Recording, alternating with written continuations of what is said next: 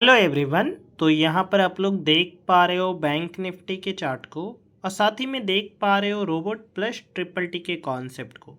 जैसा कि मैंने आपको बार बार समझाया है कि ये जो इंडिकेटर है ऑटोमेटिक ही आपको सपोर्ट एंड रेजिस्टेंस लगा करके देती है। साथ में अगर मैं आपको दिखाने को ट्राई करूँ तो ये ऑटोमेटिक ही विथ नंबर्स आपको लगा करके देती है मल्टीपल टाइम फ्रेम्स पर। जैसे कि देखोगे तो यहाँ पर 4 आवर्स के टाइम फ्रेम पर आपका सपोर्ट एंड रेजिस्टेंस ड्रॉ होगा, 15 मिनट पे ड्रॉ होगा, 5 मिनट पे ड्रॉ होगा एंड डेली टाइम फ्रेम वाली कैंडल पर भी आपको ड्रॉ होता हुआ दिखेगा। आज के दिन की बात करेंगे, जैसा कि आप लोग चार्ट में देख सकते हो। आप देखोगे तो यहाँ पर रेजिस्टेंस पर रिवर्सल का साइन है, साथ में गिराव का साइन है। जैसे ही मार्केट में गिराव आता है मार्केट सीधा अपने सपोर्ट की ओर दौड़ता है। इससे पहले भी अगर मैं दिखाऊं तो मार्केट में उड़ाव का साइन है, कहाँ पर है तो सपोर्ट पर है और रिवर्सल का साइन है। और जैसे ही मार्केट में उड़ाव आया मार्केट अपने रेजिस्टेंस पर। ये तो बात हो गई बैंक निफ्टी की। अब बात करते हैं निफ्टी 50 की। अगर मैं निफ्टी 50 की बात करूं तो यहाँ पर अगर मैं दिखाऊं तो यहाँ पर निफ्टी 50 का चार्ट है और देखोगे सपोर्ट पर आपको रिवर्सल का साइन, साथ में उड़ाव का साइन। जैसे ही आता है मार्केट अपने रेजिस्टेंस पर चलता है। अगर मैं इस वाले गिराव की भी बात करूं तो मैंने आपसे एक रूल बता रखा है, मैंने बोल रखा है कि अगर मार्केट में सपोर्ट और रेजिस्टेंस पर ही अगर उड़ाव और गिराव लगेगा तो ही काम करेंगे, बीच में काम नहीं करेंगे। साथ में देखोगे उड़ाव आया तो मार्केट रेजिस्टेंस पे गिराव आया तो मार्केट सीधा अपने सपोर्ट पर फिर से उड़ाव आता है, रिवर्सल आता है, मार्केट फिर से रेजिस्टेंस पर फिर से गिराव आता है, मार्केट अपने सपोर्ट पर। यहाँ पर मैं जो गलतियाँ हैं वो भी मैं शेयर करता हूँ। जैसे देखोगे तो यहाँ पर एक स्टॉप लॉस हिट है। अब जो हिट हो चुका है वो हो चुका है और मैं बार बार बोलता हूँ कोई भी इंडिकेटर 100% नहीं होता है। तो यहाँ पर बेसिक सी बात है कि बहुत छोटा सा एसएल आपका जाएगा। ये जो येलो कैंडल है वो आपकी एसएल होगी, तो काफ़ी छोटा एसएल यहाँ पर आप लोग मान सकते हो। यहाँ पर काफ़ी छोटा एसएल आपका गया होगा। तो ये बात हो गई support and resistance bank Nifty की। सॉरी, अगर मैं यहाँ पर आपको सेंसेक्स के भी चार्ट को दिखाने को ट्राई करूँ तो यहाँ पर देखोगे तो यहाँ पर हम लोग सेंसेक्स के चार्ट को देखते हैं। ओके, तो चलिए मैं यहाँ पर सेंसेक्स के चार्ट को भी दिखाना ट्राई करता हूँ। ओके, तो चलिए ये आ गया आपका सेंसेक्स का चार्ट। अब यहाँ पर भी देखोगे तो मार्केट ने सपोर्ट पर क्या दिखाया है, उड़ाव का साइन, तो मार्केट अपने रेजिस्टेंस पर देखोगे तो गिराव का साइन, साथ में रिवर्सल का साइन, तो मार्केट अपने सपोर्ट पर देखोगे फिर से उड़ाव का साइन, मार्केट रेजिस्टेंस पर, एंड रेजिस्टेंस पर देखोगे गिराव का साइन, तो मार्केट सीधा डाउन।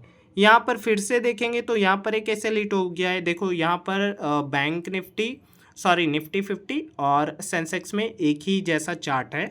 तो यहाँ पर आपको एसएल हिट होते हुए दिखें क्योंकि यहाँ पर भी फॉल्ट आ गया, यहाँ पर भी ट्रिपल टी आ गया। और एज यूजुअली मैं जैसा कि बोलता हूँ, देखो कोई भी इंडिकेटर 100% नहीं होता है। तो फिर वो जो लोग बोलते हैं कि मेरा 100% एक्यूरेसी है, तो भैया उससे तो आप काफ़ी अमीर हो जाते फिर। तो ऐसी बात नहीं है, आपको हमेशा से ही सपोर्ट एंड रेजिस्टेंस को फॉलो करना है, साथ में आपको रिस्क रिवॉर्ड को भी फॉलो करना है।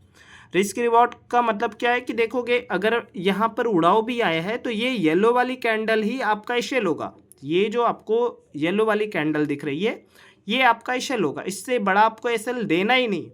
अगर मैं यहाँ पर भी आपको फॉल्ट दिखाने को ट्राई करूँ तो देखोगे तो उड़ाव तो आया है, ठीक है, उड़ाव तो आप देखोगे, मगर उड़ाव की जो कैंडल है ना वो रेड कैंडल से के अंदर है। तो यहाँ पर आपको कुछ चीज़ें फोकस करनी पड़ेगी, क्योंकि मैं आपको क्लासेस में भी समझाता हूँ कि कहाँ पर उड़ाव पर काम करना है, कहाँ पर नहीं काम करना है। आपको ये चीज़ें पता होनी चाहिए।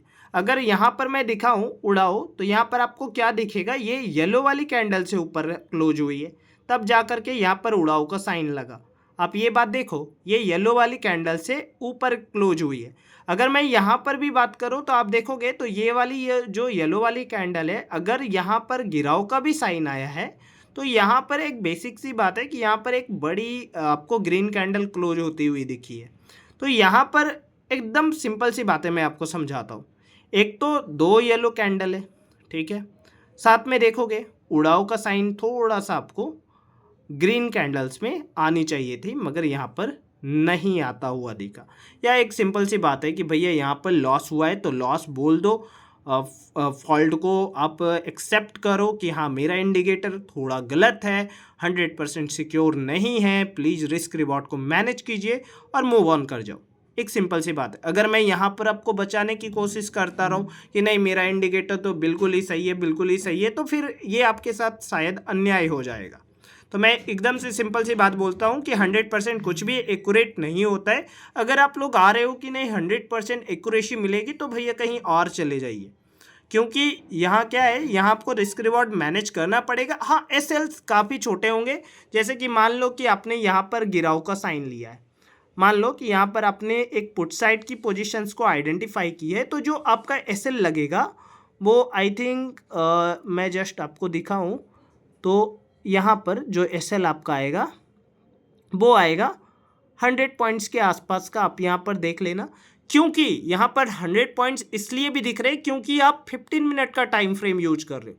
अगर आप और भी छोटे टाइम फ्रेम पर काम करोगे तो शायद 20-30 पॉइंट्स के एसएल्स आपको देखने को मिलेंगे।